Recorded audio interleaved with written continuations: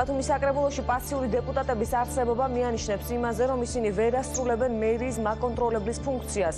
ამ შესახებ იმ კვლევის ავტორი აცხადებს, რომ ის თანახმადაც მთავარ სხდომებსა და კომისიებში უმრავლესობის და უმცირესობის წევრების ნაწილი მნიშვნელოვან შეკითხვებსაც კი არ სვამს.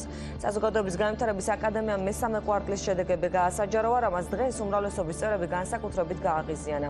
ამბობდნენ, რომ არ ენდობიან კრიტიკის ავტორ ორგანიზაციას და ჟურნალისტებს მოუწოდებენ კომისიების სხდომებზე გადაამოწმონ, გამოდიან თუ არა ისინი ინიციატივებით.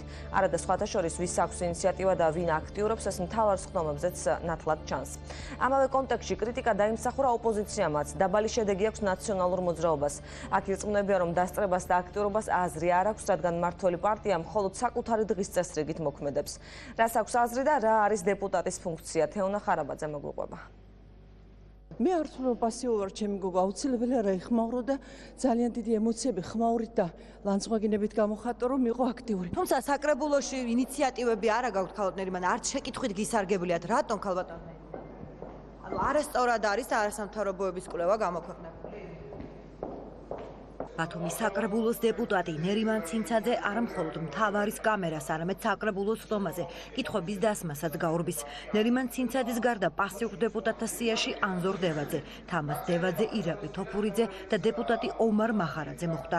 მათ მთავარ სხდომებზე და კომისიებში არც განცხადება გაუკეთებიათ, არც შეკითხვით უსარგებლიათ და არც მომხსენებლები ყოფილან. პასიური დეპუტატების სია საკრებულოს აპარატის ინფორმაციაზე დაყრდნობით არასამთავრობო ორგანიზაცია საზოგადოების განვითარების აკადემიამ გამოაქვეყნა. ეს ადამიანები რეალურად არ სვამს ისეთ მნიშვნელოვან შეკითხვებს, აი წერტილოვან შეკითხვებს. მნიშვნელოვანია ამ მიმართულებით უფრო იყოს აი ეკონომიკური სახის ინიციატივები, რომელიც აი ქალაქს დამატებით შემოსავალს მოუტანს. ივლისს, აგვისტოსა და სექტემბერში პასიურმა დეპუტატებმა ანაზღაურების სახით 19,498 ლარი აიღეს. კვლევის თანახმად მესამე კვარტალში ბათუმის საკრებულოს 21 წევრიდან 20% პასიურია. საკითხი იყო მაგალითად გასაჩერებელი ტრანსპორტის, ავტობუსების გასაჩერებელი, სადაც არ იყო ერთი დამონტაჟა და ერთს ველოდები. დოკუმენტში მოყვანილი ციფრებით საკრებულოს მთავარ სხდომაზე 8 დეპუტატი პასიურია. გაცილებით მეტია პასიურთა რაოდენობა კომისიების მუშაობისას. ასეთ 14 დეპუტატს შორისაა ბესარიონ გოგოტიშვილიც. კეთილინებე და თუ დაგვესწრები და კარგი იქნება და არა მარტო სხდომებზე მოხვალთ როგორც ყოველთვის და გექნებათ აი ეგეთი კითხვები, რომელიც ჩემი აზრით არის აბსურდული. მოდით კომისიებზე. დეპუტატი ბესარიონ გოგოტიშვილი მედიას კითხვებს უწუნებს, ხოლო არასამთავრობო ორგანიზაციას რეიტინგსა და კომპეტენციას. თქვენ მისმენთ არაკომპეტენტურ კითხვებს და ტელევიზორში გამოგხავართ ყველა. აი არ იცი რამდენჯერაა დასწრებული არასამთავრობო. რა შუაშია შეიძლება დასწრება არ იყოს და გამოიხოს. არ ხარ დასწრებული. მე არ მინახია მოსახლეობაში ადამიანები, რომელიც ეყრდნობა მაგ არასამთავრობოებს. დოკუმენტის მიხედვით ბათუმის საკრებულოში მესამე კვარტალში ინიციატივა მხოლოდ ერთ დეპუტატს თემურ კახიძეს ჰქონდა. 3 ინიციატივიდან 3 პროცედურული. მე ვერ ვიხსენებ, მაგრამ 1000-ზე მეტი ინიციატივა ნამდვილად იქნებოდა. დეპუტატთა ნაწილი პრობლემის ახსნისას შორეულ წარსულსაც იხსენებს. შევადარებ ამას იმ წლებს, როდესაც მხოლოდ ყალიბდებოდა თვითმმართველობა, მაშინ რა თქმა უნდა უფრო აქტიური იქნებოდა საკრებულო, უფრო მეტი ინიციატივები იქნებოდა. ახლა რა თქმა უნდა უკვე ბევრი კანონები მიღებული. კვლევის მიხედვით საკრებულოს 5-დან 2 ჯანდაცვისა და ინფრასტრუქტურის კომისია პასიური დეპუტატებით გამოირჩევა. ყველაზე მეტი შეკითხვები და ყველაზე მეტი პრეტენზიები ინფრასტრუქტურის კომისიაზეა, გამომდინარე იქედან, რომ ბათუმში სადაც არ უნდა გავიხედოთ, ინფრასტრუქტურული პროექტებია. როგორ ახორციელებს მაშინ საკრებულო მერიის მაკონტროლებლის ფუნქციას? ქართული ოცნების ფრაქციის თავმჯდომარის ნატალია ზოიძეს თავისებური ახსნა აქვს.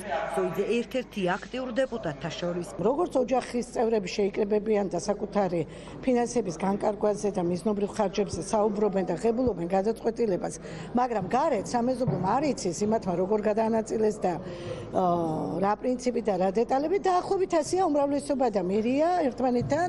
ოპოზიციის ნაწილი ახლა ბოიკოტის რეჟიმშია, მათი აქტივობა კომისიებში ნულის დონეზეა. აზრს ვერ ხედავ იმაში, რომ ჩვენ რაღაც საკითხი წარვადგინოთ და შემდეგ შესაძლებელია, რომ იმის გამო, რომ ჩვენი ინიციატივა ვინმე მხარი დაუჭიროს, არ არის ხდომა, არ არის საკითხი, რომელზეც არ იყოს ჩვენი აქტიურობა. ოპოზიციის ის ნაწილი, ვინც ხდომას ესწრება, მერიის მხრიდან რეაგირებით უკმაყოფილოა და სასამართლოში ჩივილს აპირებს.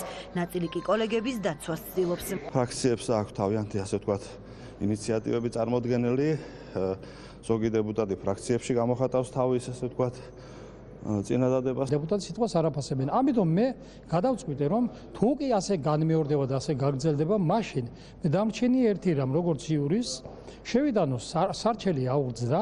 წინა პერიოდებთან შედარებით დინამიკა გაუმჯობესებულია. მიმდინარე წლის იანვრიდან ივნისამდე პასიურ დეპუტატთა რაოდენობა 52%-ს აღწევდა. რას უპირებს ბათუმის მერია? ბათუმის ავიზიტო ბარათად ქცეულ თევზის ბაზარს